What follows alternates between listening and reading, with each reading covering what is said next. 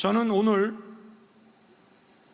헌법이 대통령에게 명령한 자유민주주의 평화 통일의 책무에 의거해서 우리의 통일 비전과 통일 추진 전략을 우리 국민과 북한 주민 그리고 국제사회에 선언하고자 합니다.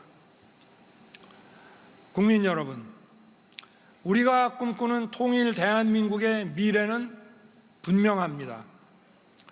국민의 자유와 안전이 보장되는 행복한 나라, 창의와 혁신으로 도약하는 강하고 풍요로운 나라, 국제사회의 화합과 발전을 선도하며 세계의 평화와 번영에 기여하는 나라, 이것이 바로 통일 대한민국의 미래입니다.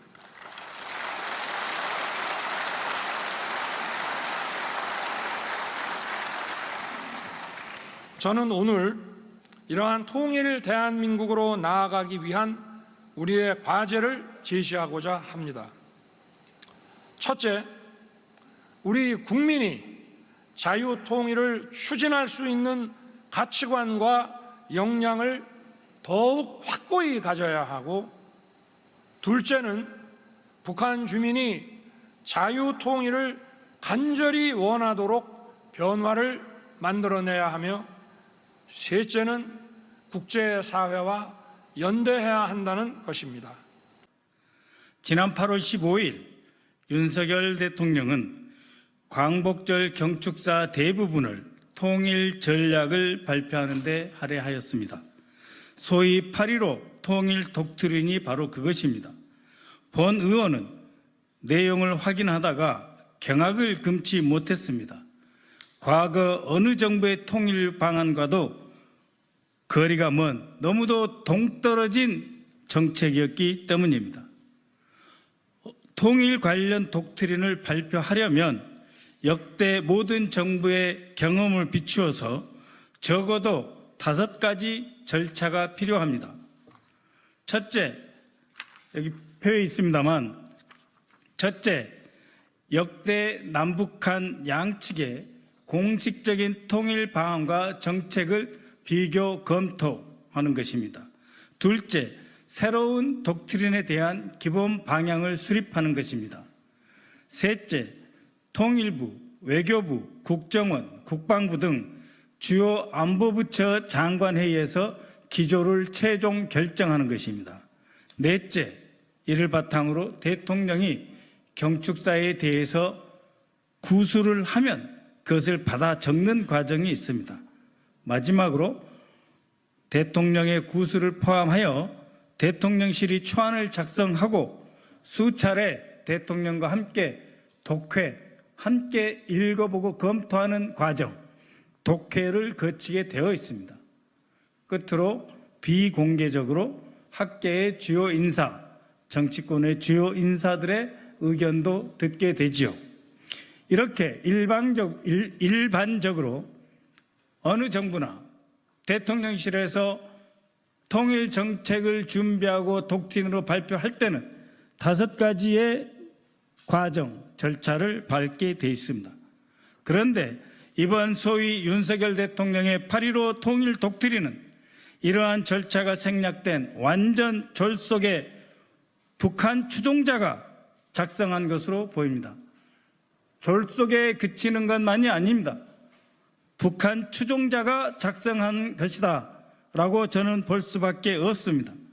서술과 방식, 체계, 근거, 표현만 달랐을 뿐 사실상 1960년 김일성이 조국 통일 위협을 실현하기 위하여 혁명 역량을 백방으로 강화하자 하면서 제시했던 논리와 매우 유사합니다. 경악스럽습니다. 국회 도서관에 가시면 이 책을 보고 확인하실 수 있습니다. 즉 8.15에 발표된 윤석열 대통령의 소위 통일 독트린은 가장 기초적인 작업, 남북한 통일 방안 비교조차 하지 않은 채 졸속으로 내밀었거나 아니면 북한의 주사파 동조 세력이 작성한 것이다 라고 저는 판단합니다. 역대 우리 정부의 통일정책 수립 과정과 전혀 딴판입니다. 북한의 김일성은 그 자신이 가장 호전적이었던, 우리 대한민국에 대해서 가장 적대적이었던 1964년 2월 27일 당 중앙위원회 제4기 제8차 전원회의에서 조국 통일을 위한 3대 혁명 역량 강화 노선을 공식 채택했습니다.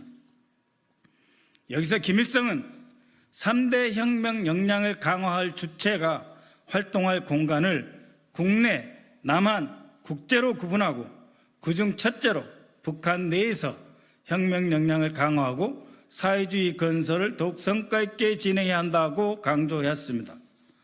이는 국내에서 우선 자유통일을 추진할 자유의 가치관과 역량을 배양한다라는 윤석열 대통령의 8.15 통일 독트린의 첫째 원칙과 일치합니다. 이 표를 봐주시기 바랍니다. 둘째, 김일성은 남조선 인민들을 정치적으로 각성시키고 북한이 이를 지원하여 혁명 대우를 튼튼히 묶어 세워야 한다고 강조합니다. 아울러 남한 주민이 북한에 온다면 북한의 정치가 옳다는 것을 인정하게 될 것이라며 정보 접근성을 강조합니다. 윤석열 대통령 역시 이번 8.15에서 북한 주민들 스스로가 변화를 만들어내야 하고 남한 정부가 이를 지원할 것이라고 합니다. 그리고 역시 정보 접근성 확보를 언급합니다. 정확히 일치합니다. 셋째, 김일성은 남한에 대한 혁명 역량 강화를 위해서 세계 인민들의 평화 역량이 성장하고 남한 혁명에 대한 본인들의 노력이 있음을 알게 해야 함을 강조했습니다. 윤석열 대통령 역시 통일에 대한 국제사회에서의 공감대를 형성하기 위해 노력해야 함을 강조하고 있습니다. 서술 형식에 있어서 대내, 남북한, 국제사회의 역할과 과제를 언급한다는 점에서 1964년 김일성의 성명과 8.15 윤석열 대통령의 성명은 동일한 형식을 띠고 있습니다. 논문으로 치자면 구조, 논리, 문장 표현상 일치하는 구조적 표절에 해당합니다. 대학원생 논문이었다면 결코 통과하지 못했을 바로 그러한 발표문이었습니다. 제가 지금 말씀드린 내용은 다시 한번 국회 도서관에 있는 김일성 저작집 제18권을 확인하시면 될 것입니다. 그래서 묻습니다. 윤석열 정부에게 공식적으로 묻겠습니다. 첫째, 역대 남북한 양측의 공식적인 통일 방안과 정책 방안을 비교 검토해 보았는가? 대한민국의 통일 방안을 연대 순으로 비교하며 이 다음 단계로 가장 적합한 것이 어떠한 통일 정책이어야 할지 확인해 보았는가? 둘째, 새로운 독트린에 대한 기본 방향을 검토한 사람 누구입니까? 셋째, 통일부, 외교부, 국정원 등 주요 안보부처 장관회의를 통해서 검토한 바 있습니까? 넷째, 대통령의 경축사 구술 하신 적이 있습니까? 그리고 그 구술을 청취한 뒤 실제 이 독트린의 초안을 작성한 사람 누구입니까? 그리고 다섯째, 이 독트린에 대해 자문을 구한 사람 누구입니까? 통일부 장관이 한 끼에 평균 314만 원씩 총 8,800여만 원을 밥값으로 쓴다는데 그 자리에서 만난 소위 주체 철학자들에게 들은 내용입니까? 국제사회에서 협정이나 조약보다 일본의 마음이 중요하다는 김태효 안보실 1차장이 북한의 마음을 얻기 위해 대한민국 통일 독트린을 김일성의 형식 구조 용어를 사용한 것이란 말입니까? 대통령께서 평소에 거부권 행사와 크고 작은 행사로 많이 바쁘셔 동북아 전략이나 한반도 평화 번영 전략에 고민이 없다 보니 김일성의 가장 호전적인 대남 적화 통일 노선을 베껴 쓴 것 아니겠습니까? 기껏 베껴 쓰고도 베껴 쓴지도 모르는 바로 그런 상태 아닌지 묻고자 합니다. 진실로 참으로 안타깝습니다. 작년 4월 대한민국 안보실장과 외교비서관의 대화 내용이 그대로 미국에 감청되었다 했는데 대통령실에서는 감청은 아니다라고 말을 했습니다.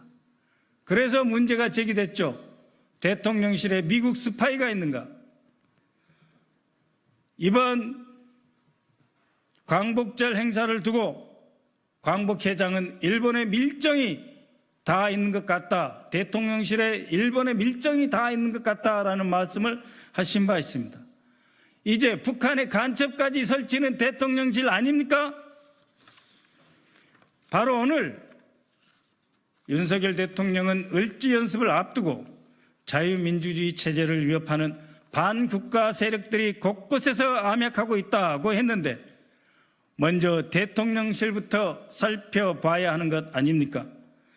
이제라도 윤석열 정부는 이번 메시지를 작성한 책임자와 초안 작성자가 누군지, 검토한 사람은 누군지 국민들께 그 과정을 소상히 밝혀야 할 것입니다.